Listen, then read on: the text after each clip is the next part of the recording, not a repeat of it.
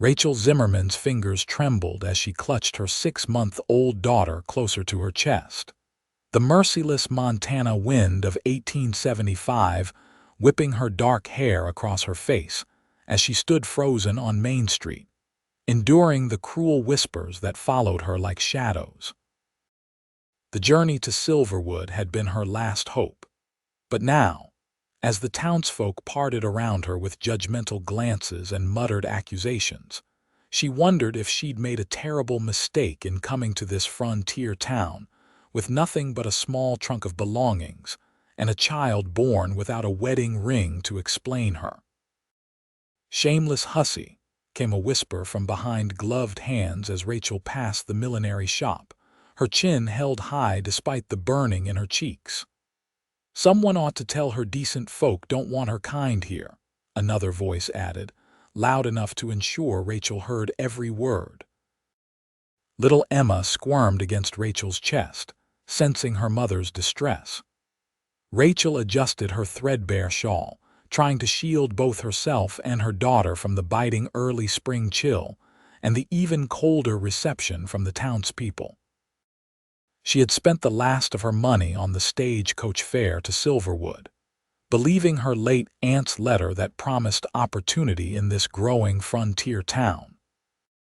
What the letter hadn't mentioned was how quickly word would spread about a young widow if they even believed she was a widow with a baby and no husband in sight. Rachel kept her eyes focused on the boarding house at the end of the street. Just a few more steps and she could escape the public scrutiny, at least for the night. Tomorrow she would find work she had to. Her daughter's future depended on it. "Madam, you dropped this." The deep voice startled her, and Rachel turned to find herself looking up into the most piercing blue eyes she'd ever seen. They belonged to a tall man whose broad shoulders filled out a worn leather vest over a simple cotton shirt. A dusty cowboy hat shaded his tanned face, and a well-maintained revolver hung at his hip, marking him as someone comfortable with the harsh realities of frontier life. He held out her handkerchief, which had fallen from her pocket without her notice. His expression revealed nothing of the judgment she'd come to expect. "Thank you," she managed, taking the small square of fabric with fingers that still trembled slightly. The cowboy nodded, his gaze moving briefly to Emma before returning to Rachel's face. "New to Silverwood?" "Yes." "Just arrived on the afternoon stage." He nodded again, seeming to consider something. "Name's Gabe Lawson. I manage the Triple L Ranch outside of town." He gestured vaguely toward the mountains visible beyond the buildings. "Rachel Zimmerman," she replied automatically, years of proper upbringing momentarily overriding her newfound caution. "And this is Emma." Gabriel's face softened ever so slightly as he looked at the baby. "Welcome to Silverwood, Mrs. Zimmerman, little Miss Emma." He touched the brim of his hat in a respectful gesture, before turning to continue down the street. Rachel watched him go, struck by the simple courtesy he'd shown her when others had offered nothing but disdain. But she couldn't afford to dwell on the kindness of strangers, not when she had more pressing concerns like finding a job that would hire a woman with a baby and securing a more permanent place to stay than the boarding house that had already looked at her with suspicion. The boarding house proved to be exactly what Rachel had feared. Mrs. Patterson, a thin woman with pinched features and sharp eyes, looked Rachel up and down with undisguised disapproval. "We don't usually take in." Mrs. Patterson's gaze lingered meaningfully on Emma. "You're kind." Rachel lifted her chin. "I can pay for a week in advance." She reached into her reticule and withdrew nearly half of her remaining money. "And I'll be seeking employment immediately." Mrs. Patterson's thin lips pressed together as she considered the money. Finally, business sense won out over moral indignation. "1 week. And I'll expect no gentlemen callers, no disturbances, and that child had better not cry through the night." "Thank you," Rachel said simply, refusing to show relief or gratitude for what should have been basic decency. The room was small and sparsely furnished with a narrow bed, a washstand with a chipped basin, and a rocking chair that creaked ominously. But it was clean, and for the moment, it was shelter. Rachel settled Emma on the bed, surrounding her with pillows to prevent her from rolling off, and began unpacking their meager belongings. As she hung her 2 dresses in the small wardrobe, Rachel allowed herself a moment of despair. She had been a schoolteacher back in Pennsylvania before everything had changed. But who would hire a teacher with a baby and no husband, especially one already branded with the scarlet letter in the eyes of the town? Emma began to fuss, and Rachel quickly moved to comfort her daughter, lifting her into her arms and rocking her gently. "It's all right, my love," she whispered, pressing a kiss to Emma's soft head. "We'll be all right, I promise."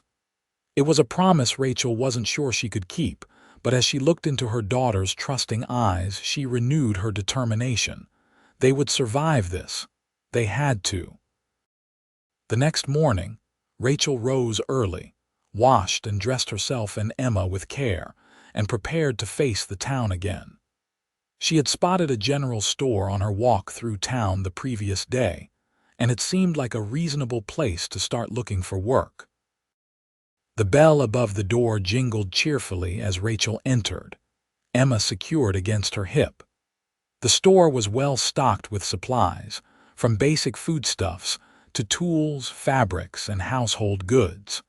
An older man with spectacles perched on his nose looked up from behind the counter. "Good morning," Rachel said with determined politeness. "I was wondering if you might be hiring help."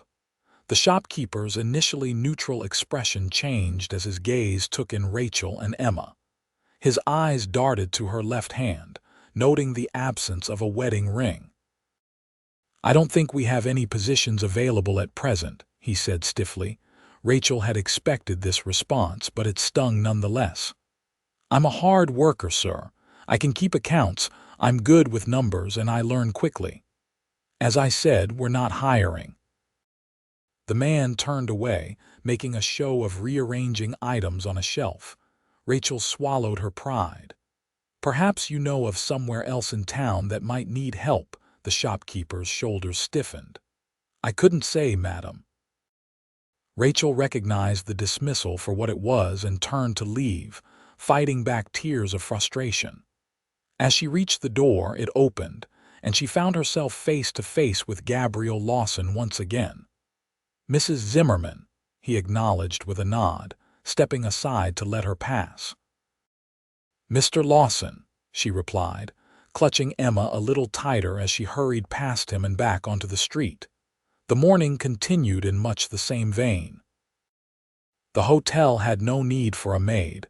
The dressmaker's lips had thinned disapprovingly before she even finished her question. And the saloon which Rachel had approached in desperation, thinking perhaps they needed someone to clean, had suggested services she would never consider, no matter how dire her circumstances became. By midday, Rachel was exhausted and dispirited. She found a small bench outside the town's tiny schoolhouse and sat down to rest and feed Emma. The school was empty, the children likely home for their midday meal. Rachel gazed at the simple building with a pang of longing. Teaching had been her passion, her calling. Now it seemed as distant as the life she had left behind. No luck finding work. Rachel startled at the now familiar deep voice. Gabriel Lawson stood a respectful distance away, his expression unreadable beneath the brim of his hat. "No," Rachel admitted, too tired to pretend. "It seems Silverwood has no place for a woman in my situation." Gabriel's jaw tightened almost imperceptibly.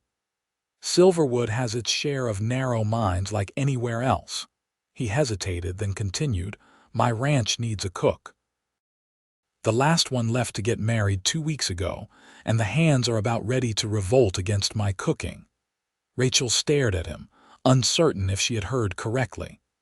You're offering me a job. It's hard work, Gabriel warned. The men start early and work late, and they're always hungry.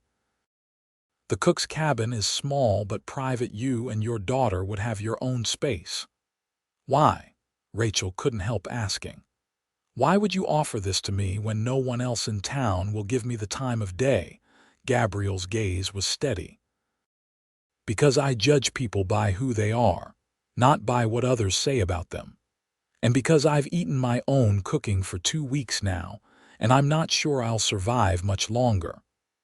The ghost of a smile touched his lips with this last comment, and Rachel found herself returning it hesitantly.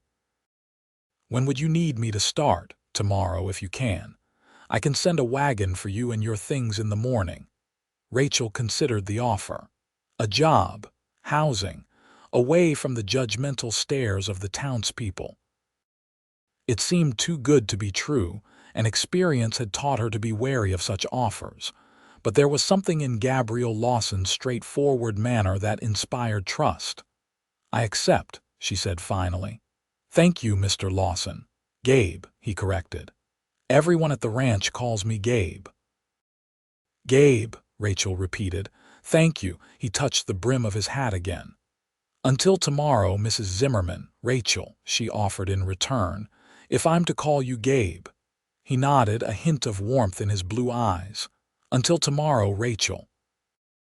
As he walked away, Rachel looked down at Emma, who had fallen asleep against her chest. Well, my love, she whispered, it seems our luck might be changing after all.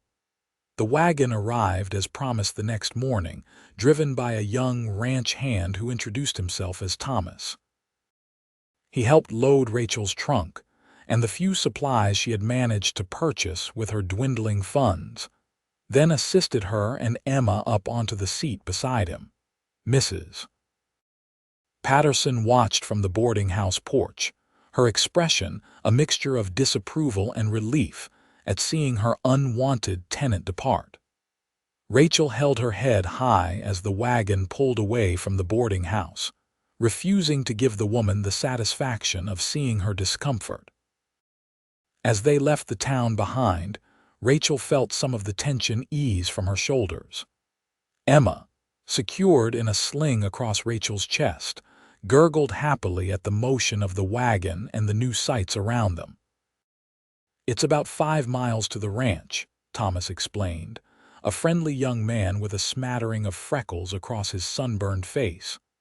The boss said to tell you that the cook's cabin has been cleaned up, but it might need a woman's touch. Rachel smiled at the phrase. I'm sure it will be fine.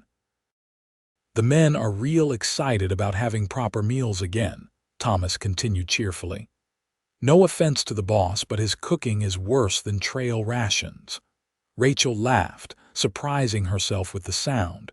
When was the last time she had laughed? Well, I hope I don't disappoint. Just about anything would be an improvement, madam.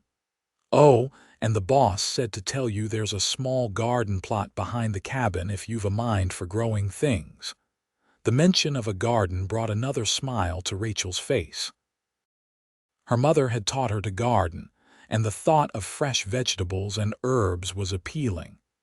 It was a small thing, but it represented something she hadn't felt in a long time. Hope for the future. The Triple L Ranch came into view as they crested a gentle hill. It was larger than Rachel had expected, with a substantial main house, a large barn, several outbuildings and corrals filled with horses. A bunkhouse stood a short distance from the main house, and beyond that, a smaller cabin that Rachel assumed would be hers. Thomas confirmed her guess as he guided the wagon toward it. That there's the cook's cabin. The cookhouse is that building next to it, where you'll do most of the cooking. The men take their meals there, except for the boss, who usually eats in the main house. The cabin was simple but sturdy, with a small porch across the front. Inside, Rachel found a main room with a small iron stove for heating, a table with 2 chairs, and a rocking chair by the window. A curtain separated this room from a smaller bedroom with a bed that looked surprisingly comfortable. Someone had placed a small crib beside it, clearly hastily constructed but solid and clean. "The boss made that yesterday," Thomas explained, nodding toward the crib as he set Rachel's trunk down. "Said a baby needed a proper place to sleep." Rachel ran her hand over the smooth wood of the crib, touched by the thoughtful gesture. "Please thank Mr. Lawson for me. You can thank him yourself. He's waiting over at the cookhouse to show you around." After Thomas departed, Rachel quickly settled Emma in her new crib for a nap, then made her way to the cookhouse. It was a practical space with a large iron cookstove, ample counter space, a pump for water, shelves stocked with provisions, and a long table with benches that could easily seat 15 men. Gabe stood by the stove, looking somewhat out of place in the kitchen despite his commanding presence. He straightened when she entered, removing his hat. "Everything to your satisfaction in the cabin?" he asked. "Yes, thank you, and thank you for the crib. That was very kind." He shrugged off the gratitude. "Seemed necessary." He gestured around the cookhouse. "This is your domain now. Breakfast is at sunrise, dinner at noon, supper after the day's work is done, usually around sunset. The men will help bring in firewood and water. There's a storeroom through that door with supplies. Cookie, our last cook, kept a list of what needs restocking. I usually send someone to town once a week." Rachel nodded, taking in the information. "How many men will I be cooking for?" 10 ranch hands plus me. During roundup or branding, we might have a few extra hands." "And what about?" Rachel hesitated. "Emma, I'll need to care for her while I work." "I figured you would," Gabe said matter-of-factly.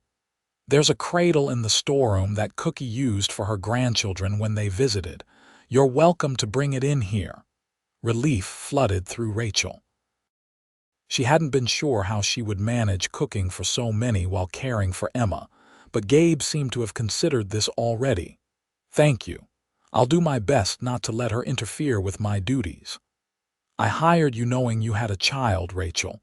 I don't expect you to pretend she doesn't exist." His voice was firm but not unkind. "Now, any questions before I leave you to get settled in?" Rachel had dozens of questions, but she settled on the most pressing. "What do the men like to eat?" A hint of a smile touched Gabe's lips. "After 2 weeks of my cooking." "Just about anything that doesn't fight back from the plate." Despite her nervousness, Rachel found herself smiling in return. "I'll see what I can do. I'll send Thomas to help you with anything heavy you need moved. Supper's usually at 6. Don't worry about anything fancy for today. The men will just be grateful for something edible." With that, Gabe replaced his hat and left Rachel to familiarize herself with her new workplace. As she examined the well-stocked pantry and considered what to prepare for her first meal, Rachel felt a cautious optimism. This wasn't the life she had planned, but perhaps it could be a good one nonetheless. By the time evening approached, Rachel had prepared a hearty beef stew, cornbread, and a simple apple cobbler for dessert. Emma was contentedly playing in the makeshift playpen Rachel had created from the cradle Gabe had mentioned, occasionally dozing off only to wake with renewed interest in her surroundings. The ranch hands filed in precisely at 6. A diverse group of men ranging from young Thomas to older, weathered cowboys with lines etched deeply into their sun-browned faces. They removed their hats as they entered, nodding respectfully to Rachel before taking their places at the long table. Rachel noticed their curious glances toward Emma, but appreciated that none of them made any comments. Gabe was the last to enter, taking a seat at the head of the table. He gave Rachel a nod of acknowledgement before turning to the men. "As you all know, Mrs. Zimmerman has joined us as our new cook. I expect each of you to treat her and her daughter with the same respect you'd show your own mother or sister." There was a chorus of "yes, boss," and "yes, sir," from around the table. Rachel served the food, feeling self-conscious under the scrutiny of so many pairs of eyes, but the first tentative tastes quickly gave way to appreciative murmurs and hearty eating. "This is real fine cooking, Mrs. Zimmerman," said one of the older hands, a man called Hank with graying temples and kind eyes. "Thank you," Rachel replied, warmed by the simple compliment. "Been a while since we had cornbread this good," added another. The meal continued with light conversation among the men, mostly about the day's work and plans for the following day. Rachel moved around the table, refilling coffee cups and offering seconds of the stew. Emma began to fuss as the meal was winding down, and Rachel quickly moved to pick her up. "Pardon me," she said, bouncing Emma gently to soothe her. "No need to apologize," Gabe said firmly, his gaze moving around the table as if daring anyone to contradict him. But the men only smiled, a few of them making faces at Emma that caused the baby to stare in fascination. "She's a pretty little thing," Hank observed. "How old is she?" "6 months," Rachel answered, surprised by the genuine interest. "My sister's got one about that age," Thomas offered. "They're fun when they're that small." The easy acceptance of her daughter brought a lump to Rachel's throat. After weeks of judgment and sidelong glances, the simple normalcy of men acknowledging a baby without questioning her parentage or Rachel's morality was overwhelming. As the men finished their meal and began to disperse, offering thanks for the food, Gabe remained seated, waiting until the others had left before speaking. "The men liked the food," he said, stating what was obvious. "And they liked you." "They were very kind," Rachel agreed, shifting Emma to her other arm. "About everything." Gabe seemed to understand her meaning. He stood, pushing his chair back in neatly. "My men are good people. They judge a person by what they do, not by gossip or appearances." "That's rare," Rachel said quietly. "It shouldn't be." There was a hint of something hard in his voice, quickly masked. "You'll find your pay on the 1st of each month. Sunday is your day of rest. The men can manage with cold provisions for 1 day a week." "Thank you, Mr. Lawson." "Gabe," he reminded her, "we're not formal here at the Triple L." "Gabe," Rachel corrected herself. "Thank you for everything," he nodded, seeming almost uncomfortable with her gratitude. "Good night, Rachel, little Emma." He touched his hat in that now familiar gesture before stepping out into the gathering darkness, leaving Rachel to clean up the remnants of the meal with a lighter heart than she'd had in months. The next few weeks fell into a comfortable rhythm. Rachel rose before dawn to prepare breakfast for the ranch hands, spent her mornings baking bread and preparing the midday meal, and used the afternoon hours to clean, start supper preparations, and tend to the small garden she had begun behind her cabin. The men were unfailingly respectful, often stopping by with small gifts for Emma, a carved wooden horse from Hank, who apparently whittled in his spare time, or wildflowers picked along the trail by Thomas. Gabe remained somewhat distant, but always courteous. He checked in daily to ensure Rachel had everything she needed but rarely lingered for conversation.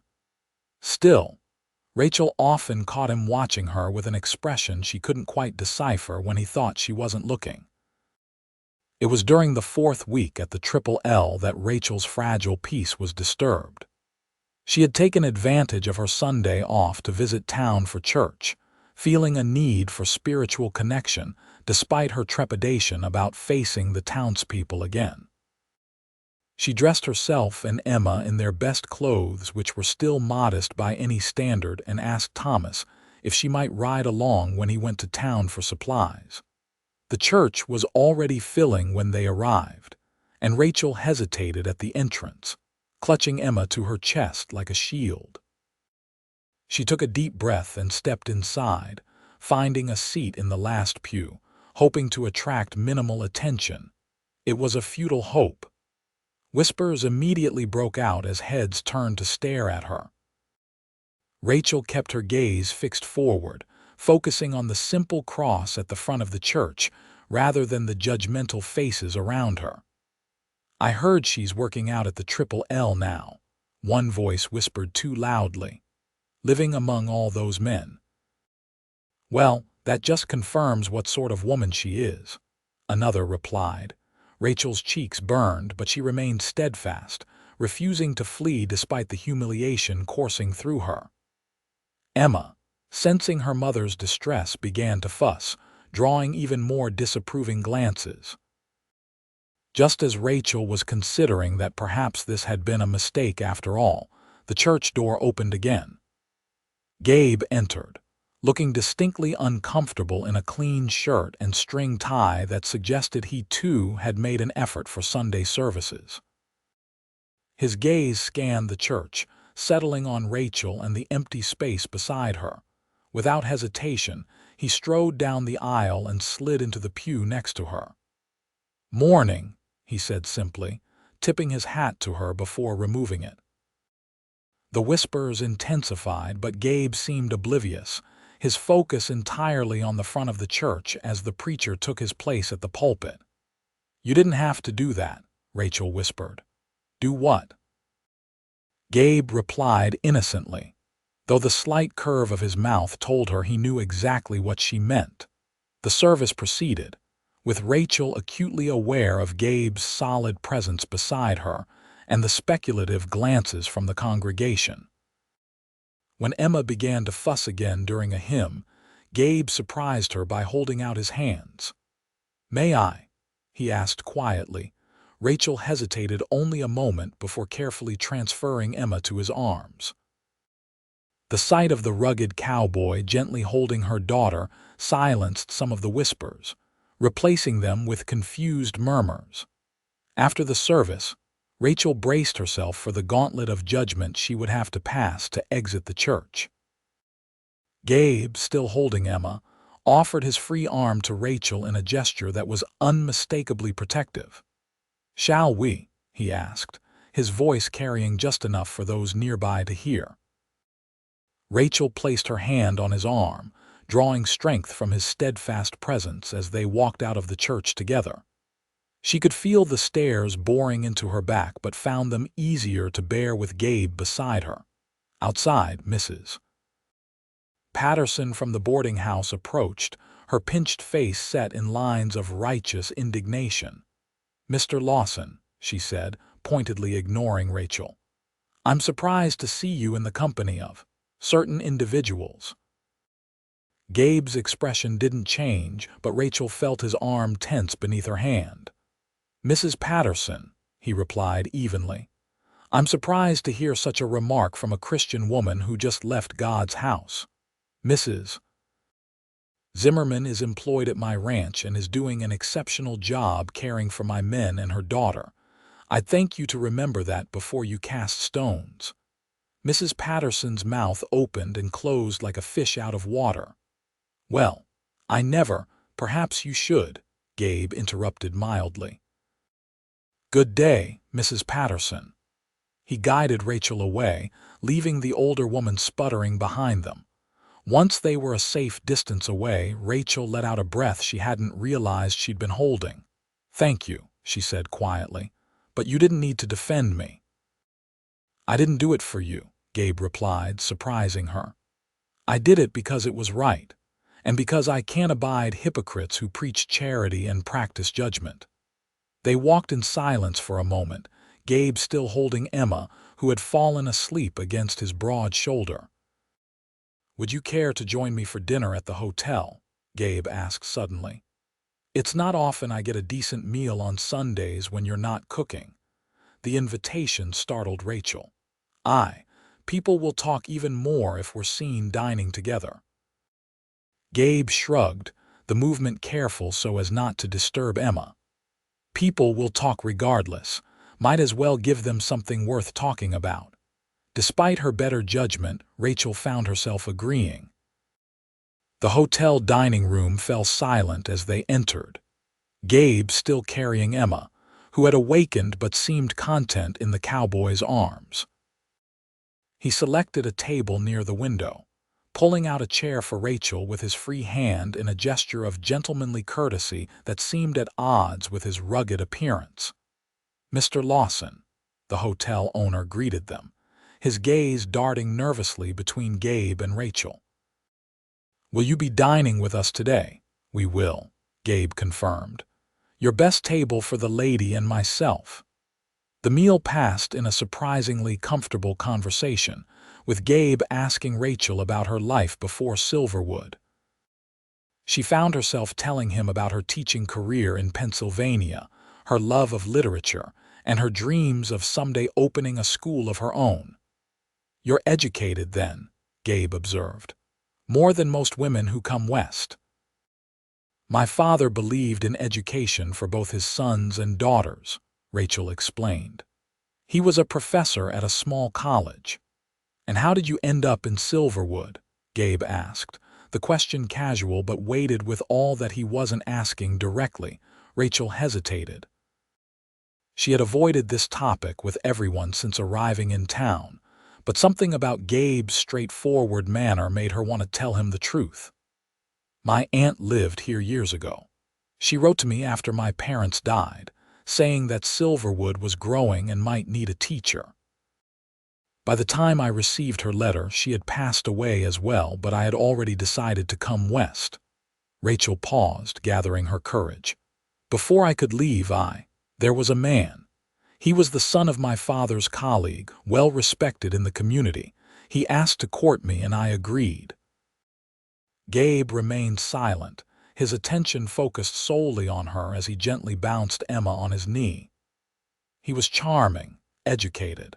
Everyone thought we were a perfect match. After we became engaged, he convinced me that since we were to be married, certain liberties were acceptable." Rachel's voice dropped to barely above a whisper. "When I discovered I was with child, he denied everything, said I must have been with other men, that no respectable man would want me now. His family had influence in the town. No one believed me. I lost my teaching position, my reputation, everything." Gabe's jaw tightened, a muscle working in his cheek. "And the man, last I heard, he was engaged to another professor's daughter." Rachel smiled bitterly. "His reputation remained intact, of course." "Of course," Gabe echoed, his tone flat with controlled anger. "So you came west." "I had nothing left in Pennsylvania except judgment and closed doors, I thought. I hoped for a fresh start here." "Instead, you found more of the same," Gabe concluded. "Until you offered me work," Rachel acknowledged. "I'm grateful for that, more than I can express." Gabe was quiet for a moment, his attention seemingly focused on Emma, who was attempting to grab his watch chain. "You're a good mother, Rachel, and a fine cook. The rest of it, what happened before, what people say, none of that matters at the Triple L." The simple acceptance in his words brought tears to Rachel's eyes that she quickly blinked away. "Thank you for saying that. I'm not just saying it." His blue eyes met hers with an intensity that made her breath catch. "I mean it." The moment was interrupted by Emma dropping Gabe's watch and beginning to fuss in earnest. "She's probably hungry," Rachel explained, reaching for her daughter. "We should head back to the ranch." Gabe nodded, settling their bill and escorting Rachel back to where Thomas waited with the wagon. The ride back to the Triple L was quiet, Rachel lost in thought about the events of the day and the unexpected ally she had found in Gabriel Lawson. That evening, after Emma was asleep in her crib, Rachel sat on the small porch of her cabin, gazing up at the stars that seemed so much brighter and more numerous here than they had in Pennsylvania. The sound of boots on the path drew her attention, and she wasn't entirely surprised to see Gabe approaching, a book in his hand. "Hope I'm not intruding," he said, stopping at the bottom of the porch steps. "Not at all," Rachel assured him, curious about his unexpected visit.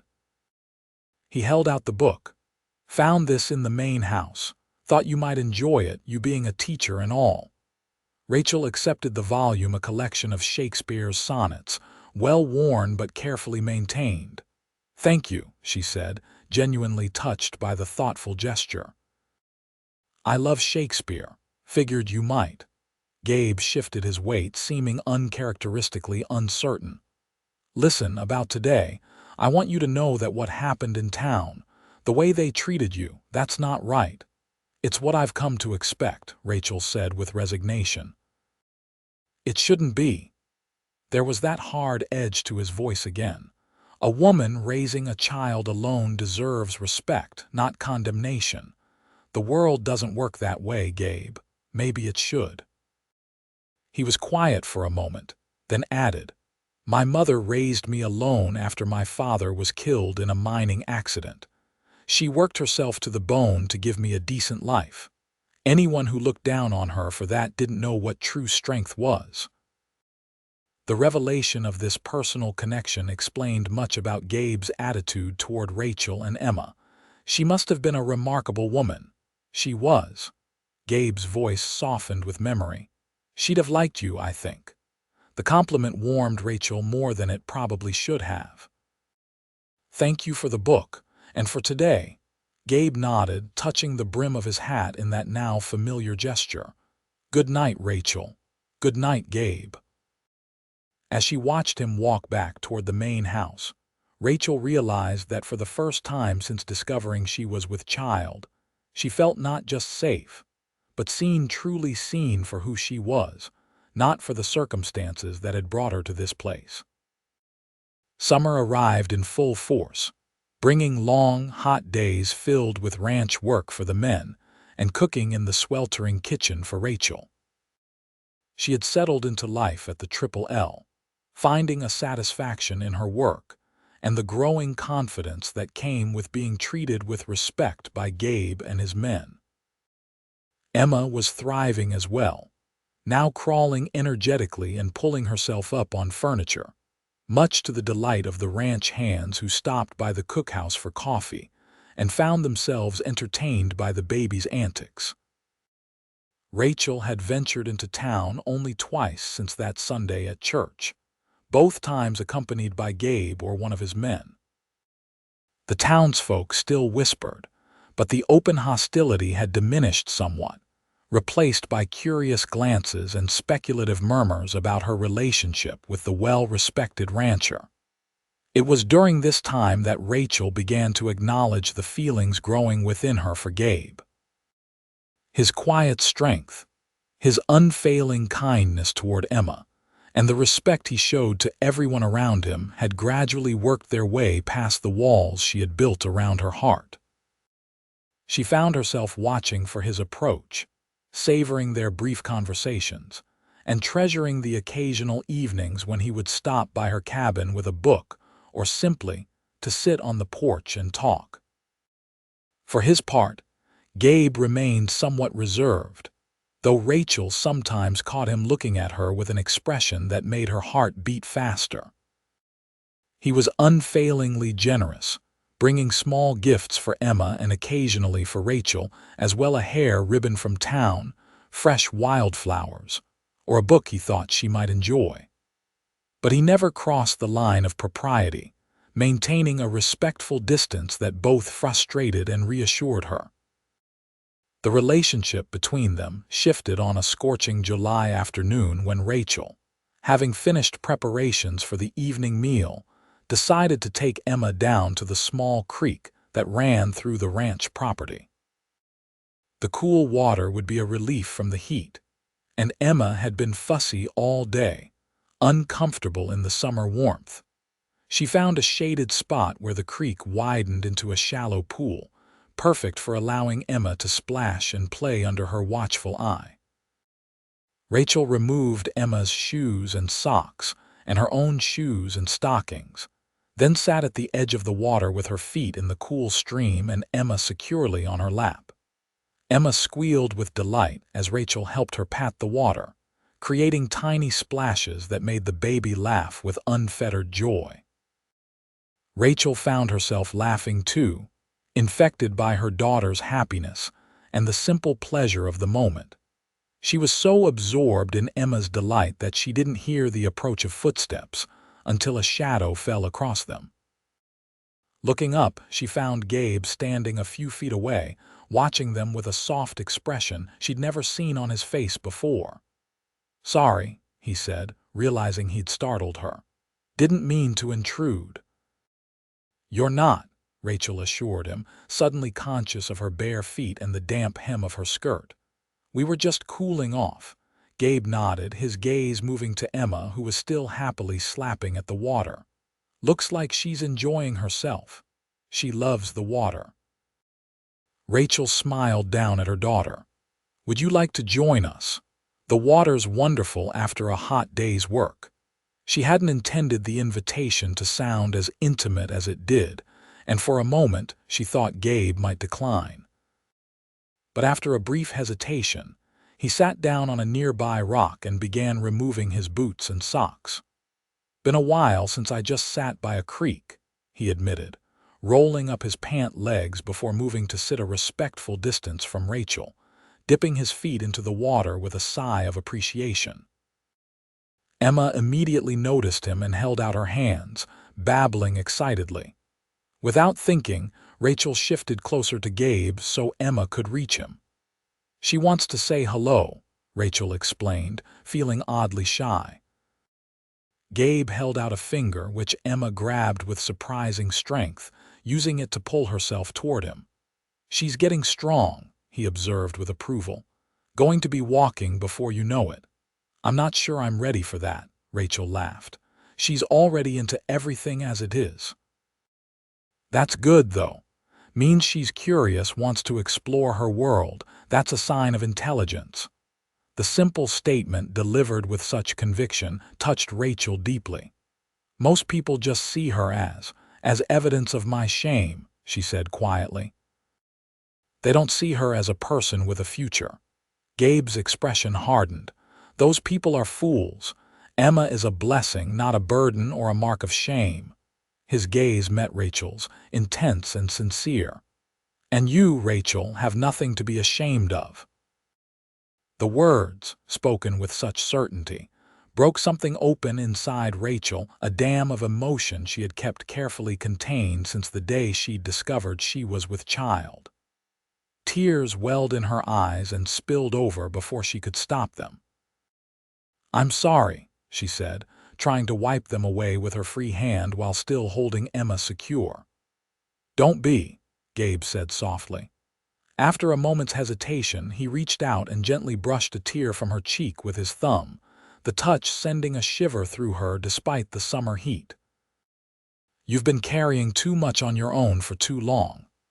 Emma chose that moment to lunge forward, nearly toppling into the creek in her eagerness to reach Gabe. Rachel gasped, tightening her grip, but Gabe's hands were already there, catching the baby securely.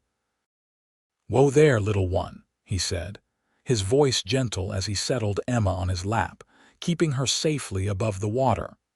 "You need to be careful around water."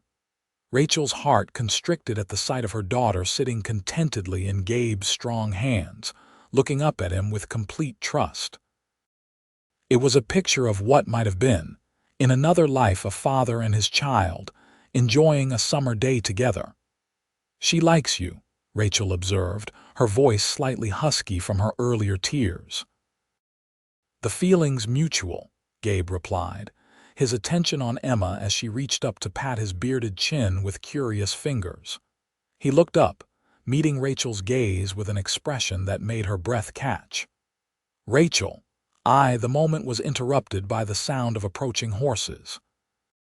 Gabe's expression shifted immediately, the vulnerability replaced by his usual composed demeanor as he handed Emma back to Rachel and stood up. Thomas appeared at the top of the small incline leading down to the creek. "Boss, there's trouble. Riders coming in from the north pasture say they caught rustlers trying to make off with a dozen head of cattle." Gabe was instantly alert, pulling on his socks and boots with efficient movements. "How many?" "4 men, armed. Jackson and Peters are trailing them, but they need backup." "Get Hank and Rodriguez. We'll ride out immediately." Gabe turned to Rachel, his expression apologetic. "I have to go." "Of course," Rachel said, understanding the urgency of the situation. "Be careful." Gabe nodded, his gaze lingering on her for a moment before he turned to follow Thomas up the incline. Rachel watched him go, the interrupted moment at the creek hanging between them like an unfinished sentence. The men didn't return until well after dark. Rachel, unable to sleep with worry, had kept coffee hot in the cookhouse and prepared sandwiches for when they returned. She had just checked on Emma, sleeping peacefully in the crib in the cabin, when she heard the sound of horses approaching. She stepped onto the porch of the cookhouse, a lantern in hand, and watched as Gabe and his men rode into the ranch yard. Even in the dim light, she could see that Gabe was holding his left arm stiffly, and alarm shot through her. "Are you hurt?" she called out as they dismounted. "It's nothing," Gabe dismissed, but Hank contradicted him. "Took a bullet to the arm, needs tending." Rachel's heart lurched. "Bring him into the cookhouse," she directed, moving quickly to light more lamps and put water on to boil. Despite Gabe's protests, Hank and Thomas helped him into the cookhouse and onto a chair. His left sleeve was dark with blood, and his face was pale beneath his tan. "The others?" Rachel asked as she gathered clean cloths and the small medical kit kept in the cookhouse for emergencies. "No serious injuries," Gabe reported, wincing as Rachel carefully cut away his sleeve to reveal the wound. "We got our cattle back and left the rustlers tied up for the sheriff to collect."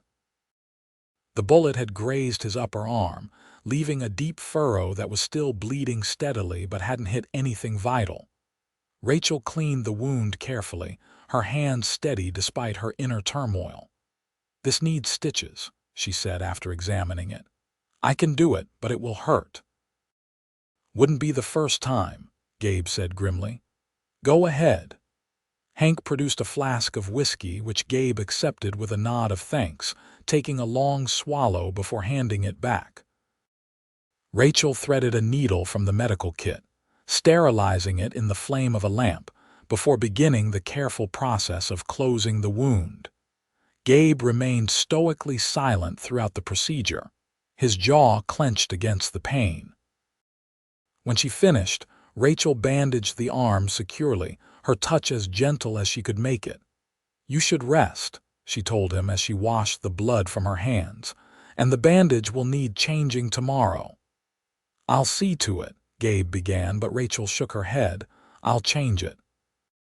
"It's in an awkward spot to reach yourself." Gabe looked like he might argue, but then nodded in acceptance. "Thank you, Rachel." The simple gratitude in his voice made her throat tighten. "You're welcome. Now, all of you should eat something before you turn in." The men accepted the offered sandwiches and coffee with appreciation, the tension of the day's events gradually easing as they ate. Rachel moved around the kitchen, keeping coffee cups filled and listening as they recounted the confrontation with the rustlers. Eventually, the ranch hands departed for the bunkhouse, leaving Rachel and Gabe alone in the cookhouse. Gabe looked exhausted, the events of the day and the pain of his injury evident in the lines of his face. "You should get some sleep," Rachel said softly, taking the empty coffee cup from his hand. "I will," Gabe assured her, but he made no move to leave. Instead, he looked up at her with an expression that made her heart skip a beat. "Rachel, about this afternoon at the creek." Rachel's pulse quickened. "Yes. I wanted to tell you something before we were interrupted." He hesitated, seeming to search for words, an unusual circumstance for a man typically so direct. "I've grown to care for you and Emma, more than I should, perhaps, as your employer." Rachel's breath caught in her throat. "Gabe, you don't need to say anything," he hurried on. "I know you've been hurt, and the last thing I want is to make you uncomfortable here. If I've overstepped, just say the word and I'll never mention it again." "You haven't overstepped," Rachel said softly, gathering her courage. "I care for you too." The admission hung in the air between them, delicate and weighted with possibility. Gabe's expression shifted, hope warming his blue eyes. "I don't want to rush you," he said carefully. "You and Emma have been through enough, but I want you to know that my intentions are honorable, Rachel. I'm not a man who speaks of feelings lightly. I know that." And she did know with a certainty that surprised her. Whatever else Gabe was, he was a man of integrity. "I trust you, Gabe." That's not something I thought I'd be able to say to any man again. The significance of her words wasn't lost on him. He reached out slowly, giving her time to pull away, and took her hand in his. His palm was calloused from years of ranch work, but his touch was gentle as his thumb traced small circles on her skin. "I should check on Emma," Rachel said after a moment, reluctant to break the connection but aware of her responsibilities. "Of course." Gabe released her hand and stood, wincing slightly at the movement of his injured arm. "Good night, Rachel." "Good night, Gabe." She hesitated, then added, "I'm glad you're safe." A smile touched his lips, softening the hard planes of his face. "So am I." As Rachel walked back to her cabin in the moonlight, her hand still tingling from Gabe's touch, she felt a cautious hope unfurling within her, a feeling she had thought lost forever after the betrayals she had suffered. It was too soon to name it love, perhaps, but it was something real and precious nonetheless. The following weeks brought a subtle but significant shift in Rachel and Gabe's relationship. There were no grand declarations or improper advances. Gabe was too respectful for that. But there were small changes that didn't go unnoticed by the ranch hands. Gabe took his meals with Rachel and Emma in the cookhouse now, rather than alone in the main house. He often lingered afterward, sometimes helping with dishes much to the amusement of his men, or simply talking with Rachel as Emma played at their feet. He brought books for Rachel from his personal library and carved simple toys for Emma. Rachel found herself looking forward to these quiet moments together, gradually sharing more of herself and her dreams with him. She told him about the small school she had hoped to establish someday, about her love of teaching and the satisfaction she had found in helping young minds develop. "You miss it," Gabe observed one evening as they sat on the porch of her cabin, Emma already asleep inside. "Teaching, I mean." "I do," Rachel admitted. "I'm grateful for my position here, truly, I am, but teaching was my calling." Gabe was thoughtful for a moment. "Silverwood's growing.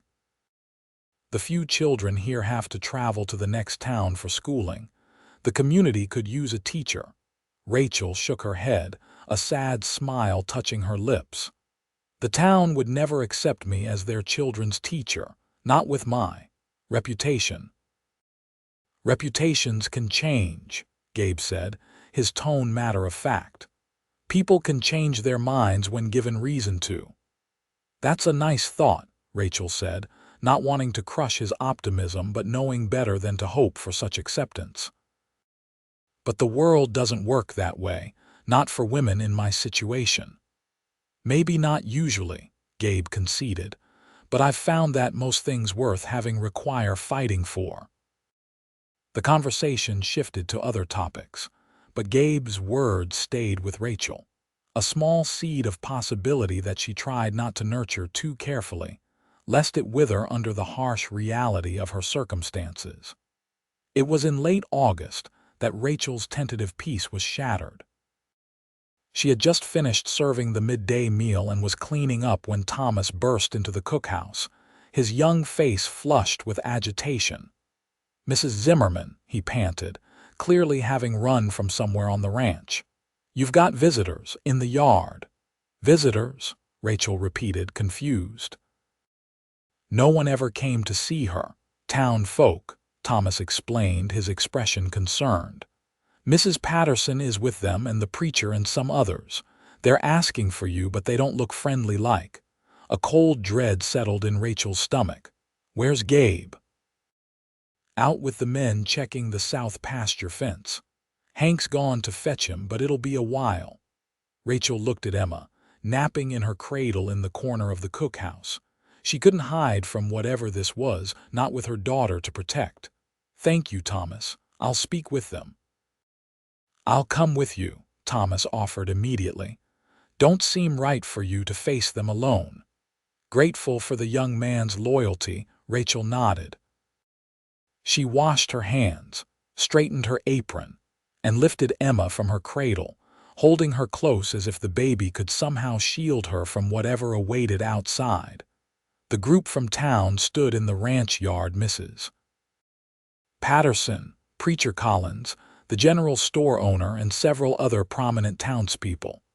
Their expressions ranged from righteous indignation to uncomfortable determination. "Mrs. Zimmerman," Preacher Collins began as she approached, his tone formal. "We've come on a matter of community concern." "What concern would that be, Preacher?" Rachel asked, proud that her voice remained steady despite the fear churning inside her. Mrs. Patterson stepped forward, her thin face pinched with disapproval. "It has come to our attention that you have been living here at the Triple L under inappropriate arrangements with Mr. Lawson." "I am employed here as the cook," Rachel stated clearly. "There is nothing inappropriate about my position." A young, unmarried woman living among men, particularly in such close association with the ranch owner. Mrs. Patterson's voice dripped with insinuation.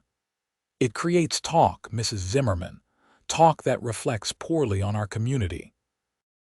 "I wasn't aware that my employment was any concern of the town's," Rachel replied, struggling to maintain her composure. "When it affects the moral standing of our community, it becomes our concern," Preacher Collins said solemnly. "Several families have expressed reluctance to settle in Silverwood due to the example being set here." "What exactly are you suggesting, Preacher?" Thomas demanded, his youthful face flushed with indignation. "We are suggesting," the general store owner interjected, "that it would be better for all concerned if Mrs. Zimmerman sought employment elsewhere, perhaps in another town where her situation is not known." Rachel felt as if she'd been struck. They wanted her gone not just from the ranch but from the entire area. Before she could formulate a response, the sound of approaching horses drew everyone's attention. Gabe rode into the yard at a gallop, Hank and several other ranch hands close behind. He dismounted in one fluid motion, his expression thunderous as he strode toward the gathering. "What's the meaning of this?" he demanded, coming to stand beside Rachel.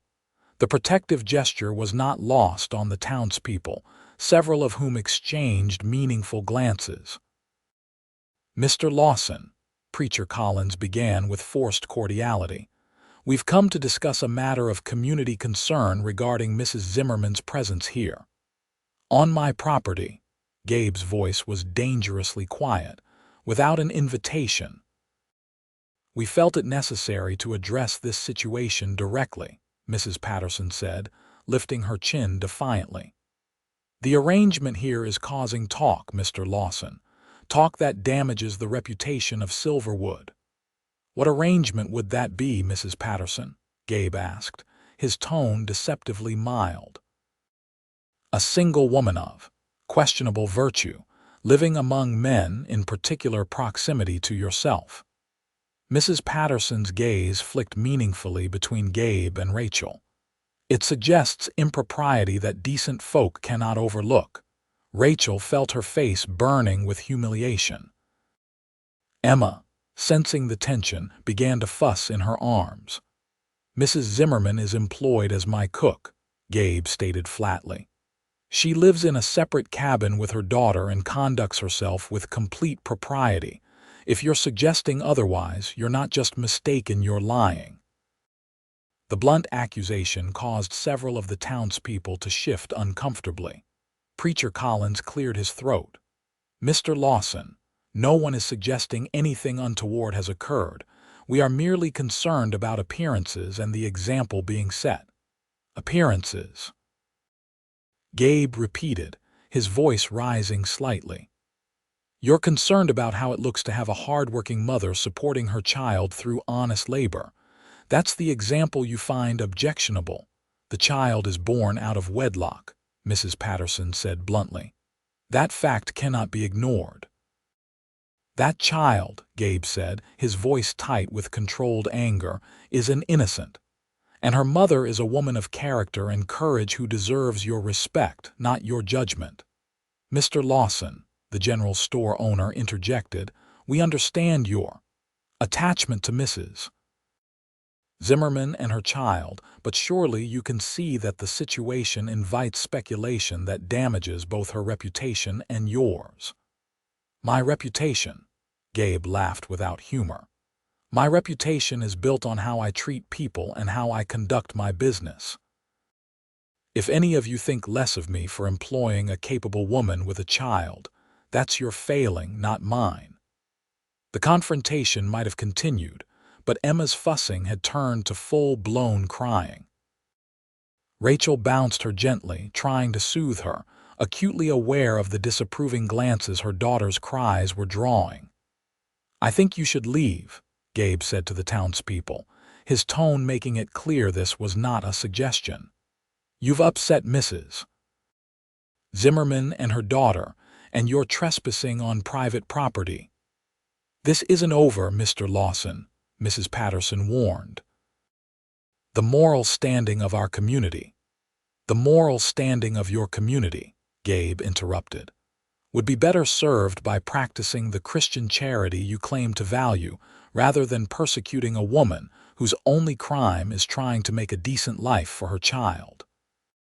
His words hung in the air, challenging and unapologetic. After a tense moment, Preacher Collins nodded stiffly. We'll take our leave, but this matter will need to be addressed one way or another. Good day, Preacher, Gabe replied firmly, making it clear the discussion was over. The townspeople retreated to their wagons and horses, murmuring among themselves. Rachel stood motionless, still trying to calm Emma, the humiliation of the confrontation washing over her in waves. Once the town delegation had departed, Gabe turned to her, his expression softening as he took in her distress. Are you all right? No, Rachel admitted, her voice barely audible. I'm not all right, I thought here at least we were safe from that kind of judgment. You are safe here, Gabe assured her, his voice fervent. I won't let them drive you away. But they're right about one thing, Rachel said, her voice breaking. My presence here does affect your reputation. I can't allow that, not after everything you've done for us. Rachel, Gabe said, his voice gentle but firm. Look at me. She raised her eyes to meet his, seeing the intensity in his blue gaze. I don't give a damn about what those people think of me. My concern is for you and Emma, not my reputation. The ranch hands had gathered around them, forming a protective circle.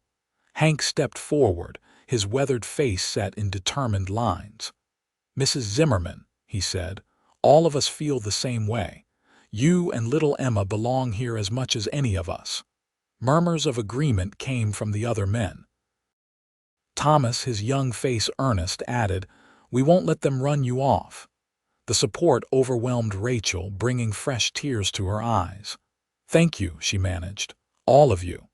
Let me take you back to your cabin, Gabe suggested gently. You look like you could use some rest. Rachel nodded, suddenly exhausted from the emotional confrontation. As Gabe guided her toward her cabin, his hand a steady presence at the small of her back, she realized that whatever happened next, she was not alone in facing it. That evening, after Emma was asleep, Gabe came to Rachel's cabin.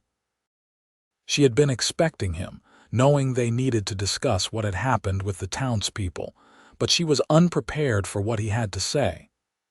I have a proposition for you, he began as they sat on the porch, the evening air cool after the heat of the day.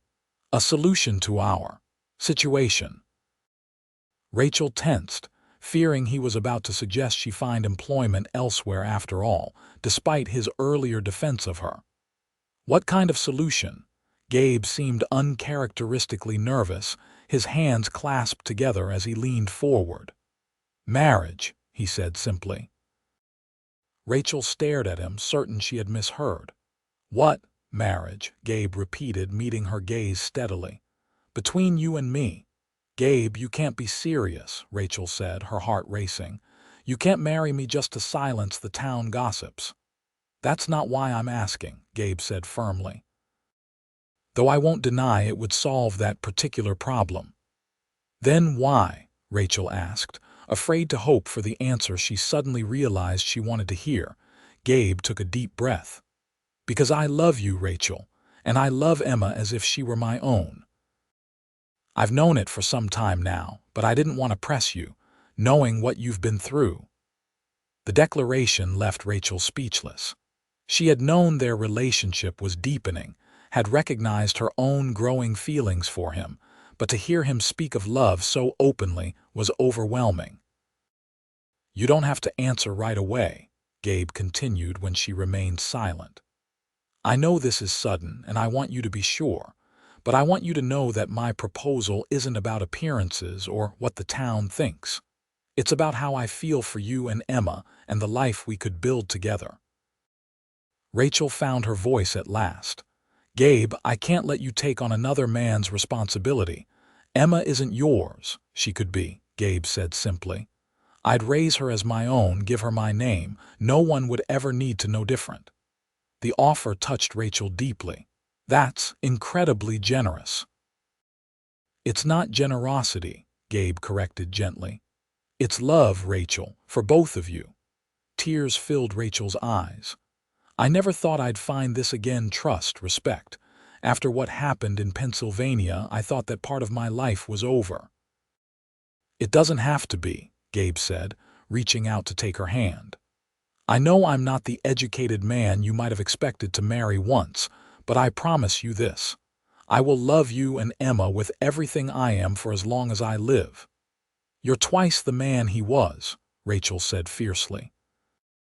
"Education means nothing compared to character, and you have more integrity in your little finger than he had in his entire being." Hope brightened Gabe's eyes. "Is that a yes, then?" Rachel took a deep breath, allowing herself to truly consider the future he was offering.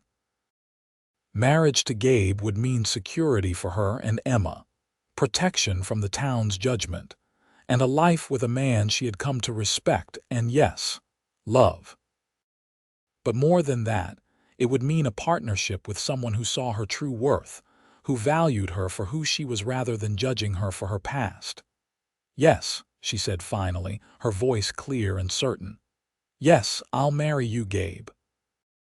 The joy that transformed his face was something Rachel knew she would remember for the rest of her life. He lifted her hand to his lips, pressing a gentle kiss to her knuckles.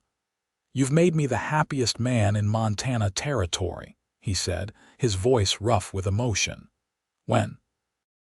Rachel asked, practical concerns intruding on the moment. "Given the town's attitude, I'm not sure Preacher Collins will be willing to marry us." "Let me worry about that," Gabe said, confidence returning to his voice.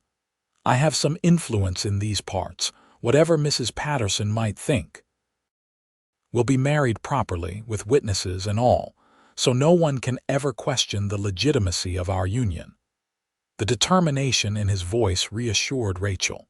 She had learned over these months that when Gabriel Lawson set his mind to something, it got done, and afterward, she asked, "Will I still be your cook, or—" "You'll be my wife," Gabe said simply, "the mistress of the ranch. As for cooking, we can hire someone else if you'd prefer to focus on other things." He hesitated, then added, "like teaching, perhaps." Rachel's heart leaped at the suggestion. "You think that might be possible?" "I think anything's possible if we're together," Gabe said, the certainty in his voice making her believe it too. True to his word, Gabe arranged everything. Not with Preacher Collins, who had made his position clear, but with a circuit judge who arrived the following week. The wedding took place in the main house of the Triple L, with all the ranch hands as witnesses and Emma, dressed in a new gown Gabe had ordered from the next town over, watching from Hank's arms. Rachel wore her best dress, freshly pressed, with wildflowers in her hair. Gabe had cleaned up impressively, wearing a new shirt and string tie, his usually untamed hair slicked back neatly. As they exchanged vows, Rachel felt a sense of rightness that banished any lingering doubts. "I now pronounce you man and wife," the judge declared, his voice carrying through the room. "You may kiss your bride, Mr. Lawson." Gabe's kiss was gentle but firm, a promise of the life they would build together. When they turned to face their small gathering of well-wishers, Emma reached for them from Hank's arms, babbling excitedly as if she understood the significance of the moment. "Come here, little one," Gabe said, taking Emma from Hank and holding her between himself and Rachel. "We're a family now, official and proper." A family. The word filled Rachel's heart with a joy she had thought forever lost to her. As the ranch hands offered congratulations and Hank produced a guitar for an impromptu celebration, Rachel looked around at the people who had become her community, her support, her home. This wasn't the life she had planned, but standing beside her new husband with her daughter in his arms, Rachel knew it was the life she was meant to have. The news of their marriage spread quickly through Silverwood. Reactions were mixed. Some approved of Gabe, making an honest woman of Rachel, while others maintained their disapproval of the entire situation. But with Rachel now legally Mrs. Gabriel Lawson, wife of one of the most successful ranchers in the territory, even Mrs. Patterson was forced to moderate her public criticism. Their first visit to town as husband and wife came a month after their wedding. Gabe had business at the bank, and Rachel needed supplies that couldn't be postponed. They rode in together, Emma secured in Rachel's arms, presenting a united front as they made their way down Main Street. The whispers still followed them, but they were different now, curious rather than condemnatory, speculative rather than accusatory. Gabe kept Rachel close by his side, his hand at the small of her back or holding hers openly, making it clear to everyone that she was his wife in every sense of the word. They encountered Mrs. Patterson outside the general store. The older woman opened her mouth as if to say something cutting, but Gabe spoke first. "Mrs. Patterson," he greeted her with perfect politeness, "I don't believe you've had the chance to congratulate my wife and me on our marriage." The emphasis on wife was subtle but unmistakable. Mrs. Patterson's lips thinned, but social convention forced her response. "Congratulations, Mr. Lawson, Mrs. Lawson." The acknowledgement of Rachel's new status, however grudgingly given, represented a small victory. Gabe nodded, his expression neutral. "Good day to you, Mrs. Patterson." As they continued down the street, Rachel squeezed Gabe's hand in silent gratitude. He returned the pressure, a smile tugging at the corners of his mouth. "That went well," he murmured. "As well as could be expected," Rachel agreed, adjusting Emma on her hip. "Though I doubt we'll be receiving dinner invitations anytime soon." "Their loss," Gabe said simply. "Now, there's someone I want you to meet while we're in town." He guided her toward a small building near the edge of town that Rachel had never paid much attention to before. A weathered sign identified it as the town council office. Inside, an older gentleman with spectacles was reviewing documents at a desk. "Judge Wilson," Gabe greeted him. "Thank you for seeing us." The judge looked up, his kind face breaking into a smile as he recognized them. "Gabriel, Mrs. Lawson, a pleasure to see you both, and this must be little Emma." "Judge Wilson performed our wedding ceremony," Gabe explained to Rachel, though she remembered the man well. "He's also the head of the town council." "I've been telling the council for some time that Silverwood needs a proper school," the judge said, getting straight to business. We have enough children now to warrant it, and more families arriving every month. What we lack is a qualified teacher." Rachel's heart quickened as she began to understand why Gabe had brought her here. "My wife was a schoolteacher in Pennsylvania," Gabe said, his pride evident in his voice. "Educated and experienced in running a classroom." Judge Wilson's eyes lit up with interest. "Is that so, Mrs. Lawson? Would you consider taking on such a position here in Silverwood?" Rachel was momentarily speechless. This was her dream, the calling she had thought lost to her forever. But could it really be possible, given her history with the town? "I would love to teach again," she said carefully. "But I'm not sure the parents would be comfortable with me instructing their children, given the circumstances of my arrival in Silverwood." Judge Wilson waved away her concern. "You're a married woman now, Mrs. Lawson, with a respected husband. Whatever came before is of no consequence to me or the council. What matters is your qualifications and willingness to serve the community." "There would be some opposition," Gabe acknowledged realistically, "but I believe it would fade quickly once people saw the quality of your teaching." Judge Wilson nodded in agreement. "The school building is modest but serviceable. We could have it ready by the start of the fall term if you're interested." "I am," Rachel said, her voice growing stronger with conviction. "Very interested." "Excellent," Judge Wilson beamed. "I'll inform the council at our next meeting." "Gabriel, you mentioned you'd be willing to donate some books to start our school library." "As many as needed," Gabe confirmed. "And lumber for proper desks and benches if the current ones aren't adequate." As they discussed the practical details of establishing the school, Rachel felt a growing sense of amazement. This was really happening. She was being offered the chance to teach again, to use her education and skills to benefit the community that had once shunned her. When they left the council office, Rachel turned to Gabe, emotion making her voice unsteady. "You arranged all this, didn't you? You spoke to Judge Wilson before bringing me here." "I might have mentioned your qualifications," Gabe admitted with a small smile. "But the need for a teacher is genuine, Rachel. You're the right person for the position, and the town would be foolish to let old prejudices stand in the way of educating their children properly." Rachel shifted Emma to her other hip so she could reach up and touch Gabe's face, unmindful of who might be watching on the street. "Thank you," she said simply, "for believing in me when I couldn't believe in myself." Gabe turned his head slightly to press a kiss to her palm. "Always," he promised. The school opened in September 1875, with 12 students ranging in age from 6 to 14. As Gabe had predicted, there was some initial resistance from certain parents' Mrs. Patterson's influence again, but Judge Wilson's firm support and the simple lack of other qualified teachers in the area eventually won out.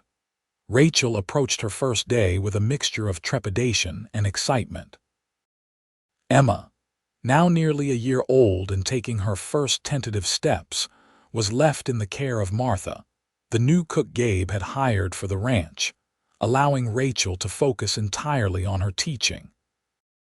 The schoolhouse was indeed modest, a single room with rows of benches and desks, a blackboard at the front, and a small stove for heating. But to Rachel, it was perfect.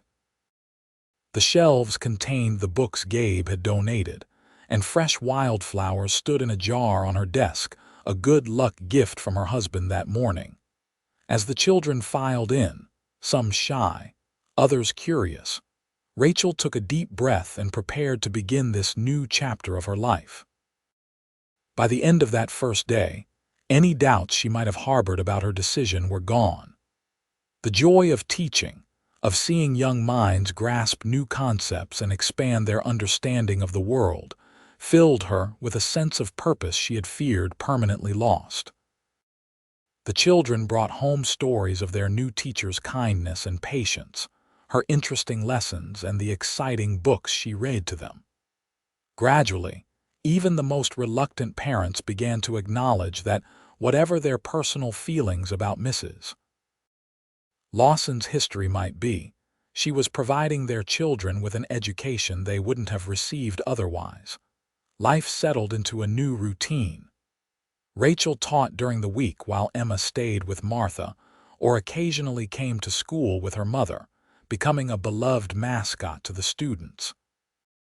Gabe managed the ranch with his usual efficiency, but made time each day to visit the school, ostensibly to check on the building but really to observe his wife in her element, his pride evident to anyone who saw him. In the evenings, they would sit together on the porch of the main house, now their home, together and talk about their respective days, Emma playing at their feet or dozing in one of their laps. These quiet moments were precious to both of them, a time to simply be together as a family.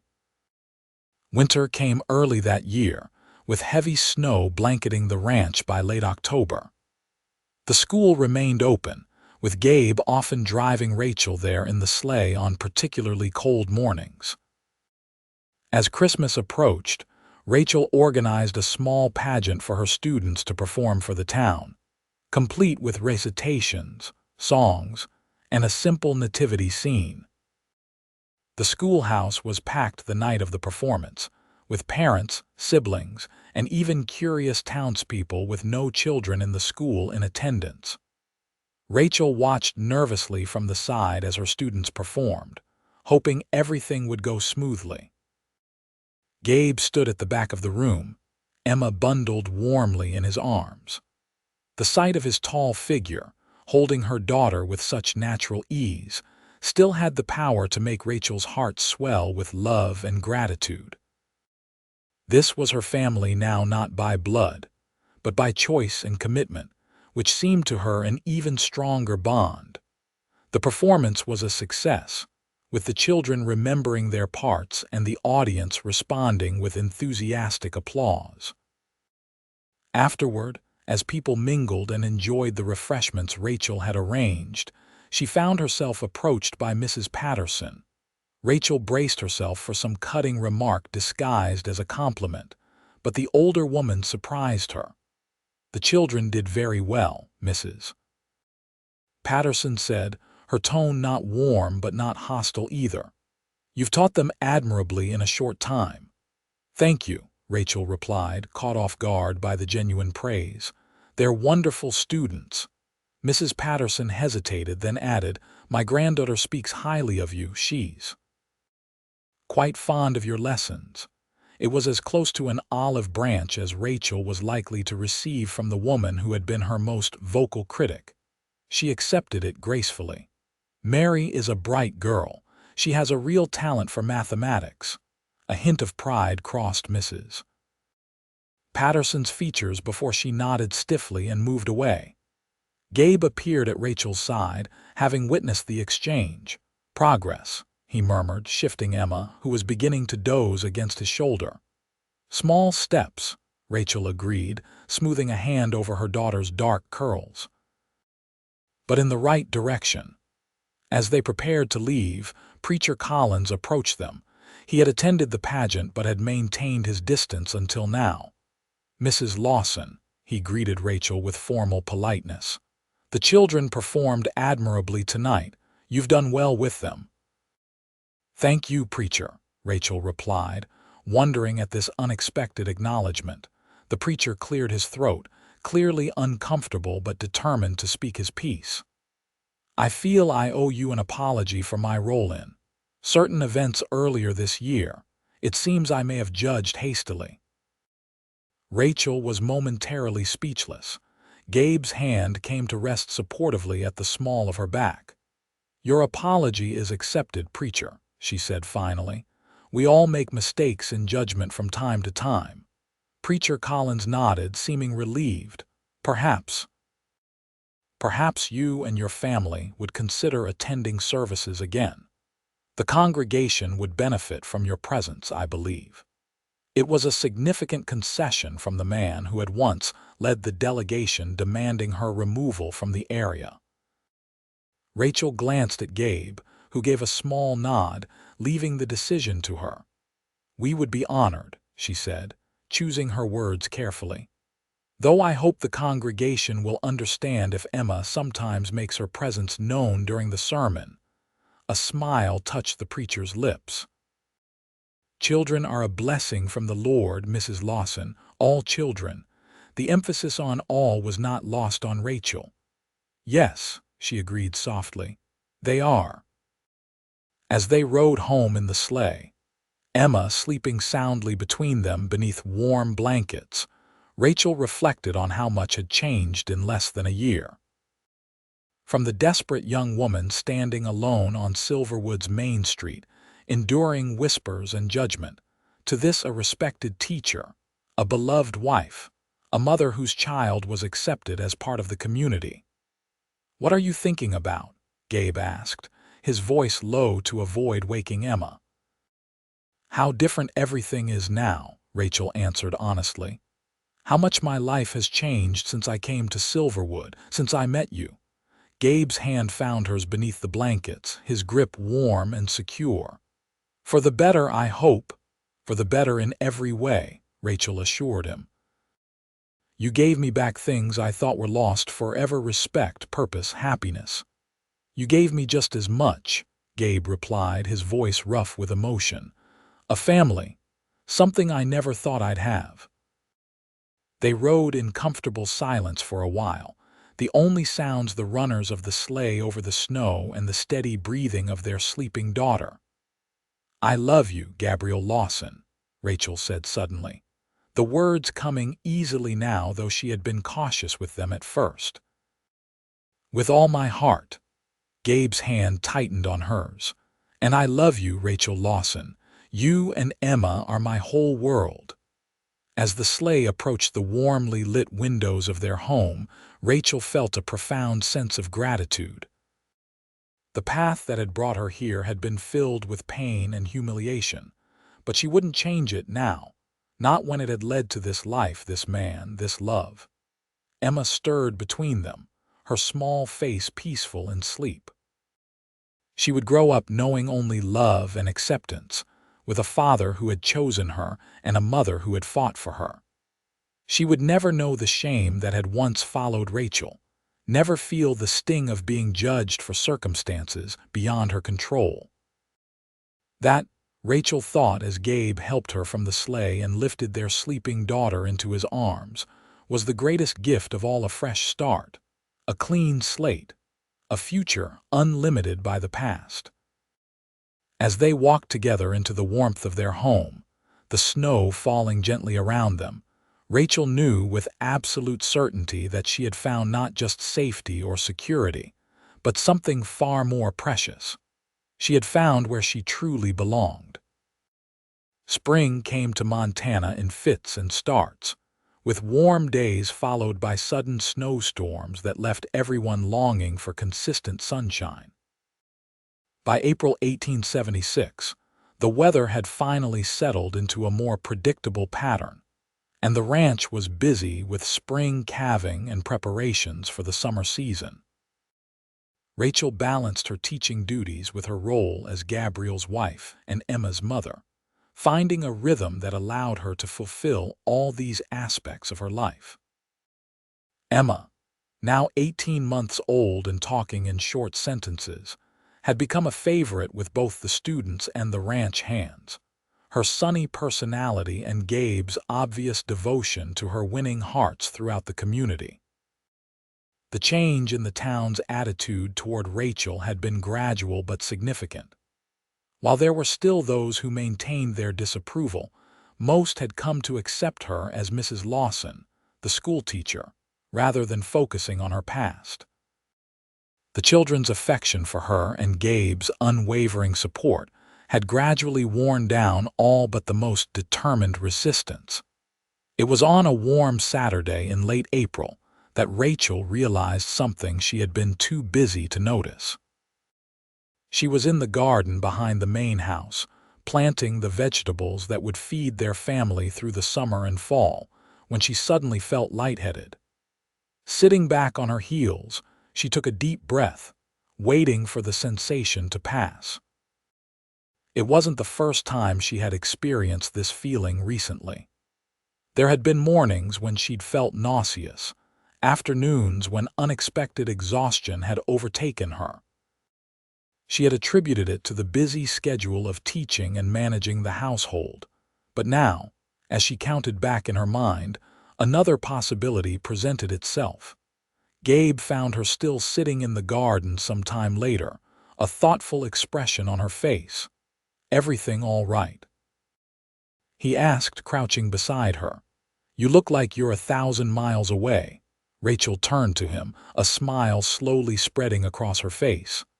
"Not 1,000 miles, just about 7 months into the future, I think." Gabe's brow furrowed in confusion. "What do you mean?" "I think," Rachel said, her voice soft with wonder, "that Emma is going to have a little brother or sister." Comprehension dawned on Gabe's face, followed immediately by joy so pure and unguarded that it brought tears to Rachel's eyes. "You're sure?" "Not completely," Rachel admitted. "But all the signs are there." Gabe's hand reached out to cover hers, his calloused fingers gentle against her skin. "A baby," he said, his voice filled with awe. "Our baby." The possessive pronoun warmed Rachel's heart. Gabe had never once treated Emma as anything other than his own daughter, but this child would be the physical embodiment of their love, a new life created from their union. "Are you happy?" she asked, though the answer was written plainly on his face. "Happier than I have words to express," Gabe replied, leaning forward to kiss her softly. "How are you feeling? Should you be out here working in the garden?" Rachel laughed at his immediate concern. "I'm perfectly fine." Women have been having babies since the beginning of time, most of them while continuing to work much harder than planting a few vegetables. "Still," Gabe said, his protective instincts clearly engaged, "you should take it easy. I can hire someone to help with the household duties, and maybe we should consider finding a substitute teacher for the last month of school." "Gabe," Rachel interrupted gently, "the baby won't be here until November. I can teach until the end of the term in June with no difficulty, and I'm perfectly capable of managing our home as I always have." Gabe looked like he wanted to argue but nodded reluctantly. "Promise you'll tell me if you need help or if you're not feeling well." "I promise," Rachel assured him, touched by his concern. "Now, help me up so I can finish planting these beans before dinner." Gabe not only helped her to her feet but insisted on completing the planting himself, while Rachel supervised from the shade of a nearby tree. As she watched her husband carefully placing the seeds in the soil, his strong hands gentle with the task, Rachel felt a profound sense of contentment. This was the life she had once thought forever beyond her reach: a loving husband, a secure home, meaningful work, and now a growing family. The news of Rachel's pregnancy spread quickly through the ranch, and then the town. The reactions were universally positive, with the ranch hands displaying an almost comical level of protectiveness toward her, and the students bringing small gifts for their teacher's expected baby. Even in town, the announcement was met with congratulations rather than the whispers that had once followed Rachel. A new baby was always a cause for celebration in frontier communities, and the fact that it would be born to the respected Mrs. Lawson, wife of one of the area's most successful ranchers, made it an especially happy occasion. As summer progressed, Rachel's condition became more obvious, though she continued to teach until the end of the school term as planned. On the last day of school, her students presented her with a handmade quilt for the baby, each child having contributed a square with their own simple stitching. The thoughtful gift brought tears to Rachel's eyes. "We want the baby to know all of us," explained Mary Patterson, Mrs. Patterson's granddaughter and one of Rachel's brightest students, "even when you're not teaching for a while." "It's beautiful," Rachel said, running her fingers over the colorful squares. "The baby will treasure it, and so will I." The summer months passed in a pleasant rhythm of ranch work for Gabe and preparation for the baby for Rachel. Emma, though too young to fully understand what was happening, seemed to sense the importance of the changes in her mother's body, often placing her small hands on Rachel's growing belly and declaring with delight, "Baby in there." Gabe was endearingly attentive, ensuring that Rachel rested enough and had everything she needed. He built a cradle for the new baby, as he had for Emma, working on it in the evenings while Rachel read aloud from whatever book they were currently sharing. It was during one of these quiet evenings in early September that Rachel brought up a subject that had been on her mind. "Gabe," she began, setting aside her book, "I've been thinking about names for the baby." Gabe looked up from his work, the plane he had been using to smooth the cradle's edge pausing in his hand. "Did you have something particular in mind? If it's a boy," Rachel said carefully, "I was thinking we might name him Gabriel after his father." Emotion flickered across Gabe's face. "You'd want that, very much," Rachel confirmed, "and for a middle name perhaps Thomas after my father." "Gabriel Thomas Lawson," Gabe said, testing the name. "It has a good sound to it." "And if it's a girl," Rachel continued, "I thought perhaps Alina after your mother." Gabe's hand stilled completely on the cradle. "You'd name our daughter after my mother, of course," Rachel said softly. "She raised the man I love, taught him to respect women and to judge people by their character rather than by gossip. I'd be honored to name our daughter after her." Gabe set aside his tools and crossed the room to kneel beside Rachel's chair, one hand coming to rest on her rounded belly. "Alina Rachel Lawson," he suggested, "after both her grandmothers." Rachel covered his hand with her own, feeling the baby shift beneath their joined touch. "It's perfect," she agreed. The baby, as if approving the discussion of its future name, gave a particularly strong kick that they both felt. Gabe's face lit up with wonder as it did every time he felt his child move. "Strong," he observed proudly. "Like his mother." "Or her father," Rachel countered with a smile. Gabe leaned up to kiss her gently. "Either way, this child is lucky to be born into so much love." As Rachel's due date approached, the preparations at the Triple L intensified. Martha, who had proven to be an excellent cook and had become a trusted friend to Rachel, insisted on moving temporarily into the main house to help when the baby arrived. Hank's wife, Sarah, who lived in town and was known as a skilled midwife, arranged to stay at the ranch during Rachel's final weeks to ensure professional care would be immediately available. The baby, however, had plans of its own. 2 weeks before Rachel's expected due date, she awakened in the night with the unmistakable pains of labor. Gabe, instantly alert at her first gasp, lit the lamp and pulled on his clothes. "It's time," he asked, his voice steady despite the concern evident in his eyes. Rachel nodded, breathing carefully through the contraction. "Earlier than we expected, but yes."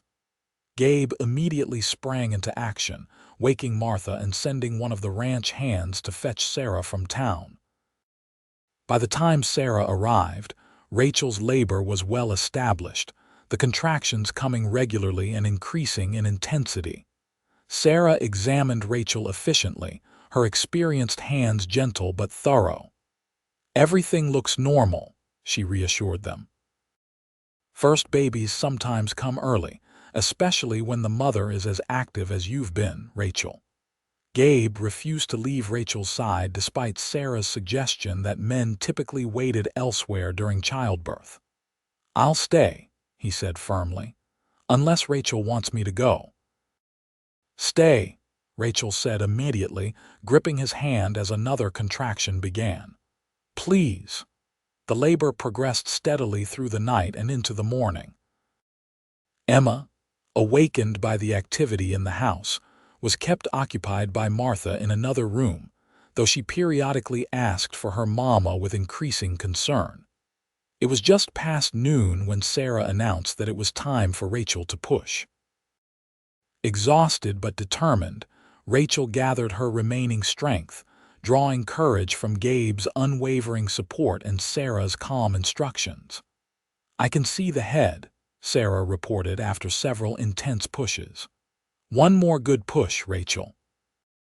With a final, tremendous effort, Rachel felt the baby slip from her body, the sensation immediately followed by the indignant cry of a newborn testing its lungs for the first time. "A boy," Sarah announced triumphantly, quickly cleaning the infant's mouth and nose before placing him on Rachel's chest. "A fine, healthy boy." Rachel stared down at the tiny red face of her son, their son, overwhelming love washing through her despite her exhaustion. "Gabriel," she whispered. "Gabriel Thomas Lawson." Gabe's face was a study in emotion as he looked at his son. "He's perfect," he managed, his voice thick, "just like his mother." After Sarah had cleaned and wrapped the baby and ensured that Rachel was comfortable, Gabe went to bring Emma to meet her new brother. He returned carrying their daughter, whose eyes widened at the sight of the tiny bundle in her mother's arms. "Emma," Rachel said gently, "this is your brother Gabriel. We'll call him Gabe, just like Papa." Emma stared solemnly at the baby for a long moment before reaching out a cautious finger to touch his cheek.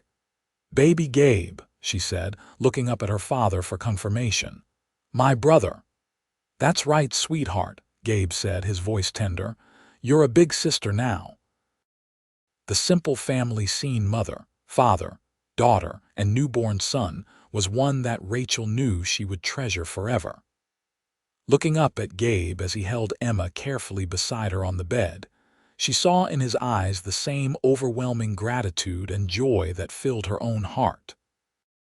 "Thank you," he whispered, leaning down to press a kiss to her forehead. "For our son, for our family." "Our family," Rachel echoed, the words containing all the meaning in the world. Young Gabe thrived from the start, a strong, healthy baby with his father's blue eyes and his mother's dark hair. Emma took to her role as big sister with enthusiasm, proudly helping with the baby under Rachel's careful supervision, and telling anyone who would listen about "my brother Gabe."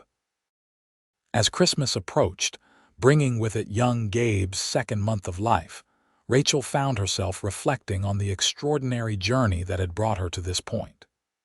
2 years earlier, she had been a disgraced woman fleeing Pennsylvania with an unborn child and little hope for the future. Now she was Rachel Lawson, respected teacher, beloved wife, and mother to 2 beautiful children, surrounded by a community that had, for the most part, embraced her and her family.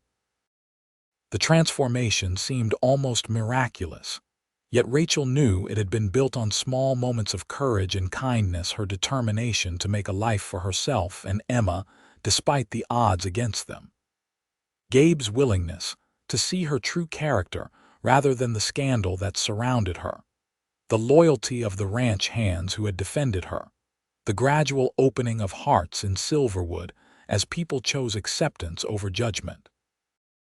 On Christmas Eve, as they prepared for a small celebration with the ranch hands, Gabe found Rachel standing by the window, young Gabe sleeping peacefully in her arms while Emma played with her wooden animals on the floor nearby.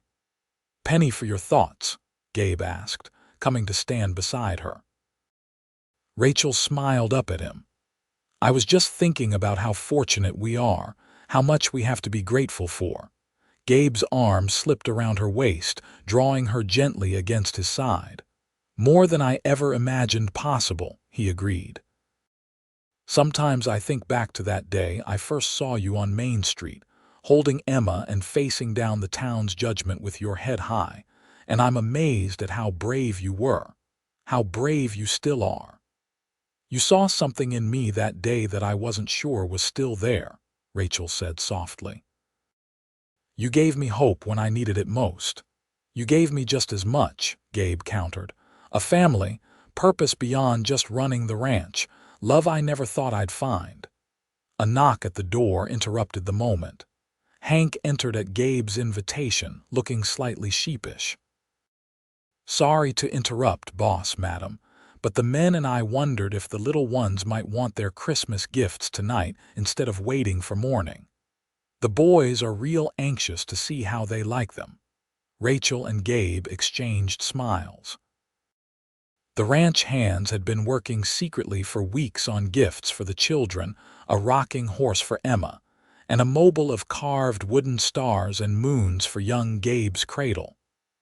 I think that would be wonderful, Hank, Rachel said warmly. Emma's been so excited about Christmas. I'm not sure she'll sleep tonight anyway. Hank's weathered face broke into a pleased grin. We'll bring everything up to the house then. The evening that followed was filled with laughter and simple joy.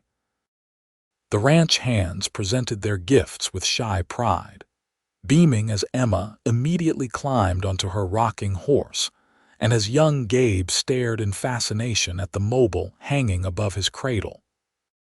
Martha outdid herself with a feast that left everyone contentedly full, and Hank brought out his guitar for Christmas carols sung around the fireplace.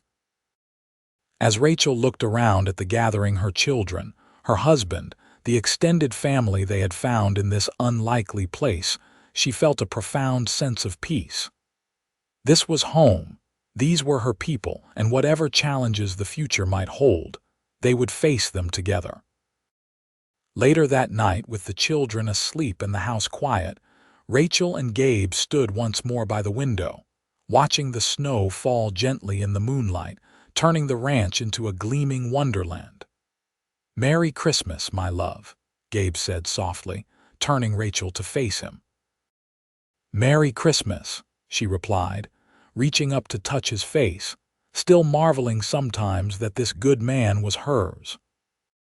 As his lips met hers in a tender kiss, Rachel knew with absolute certainty that the judgment and hardship she had endured had led her exactly where she was meant to be, in the arms of the man who had silenced her critics by simply, publicly, and proudly calling her his own.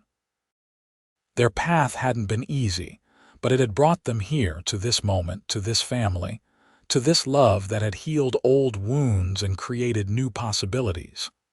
And for that, Rachel would be forever grateful.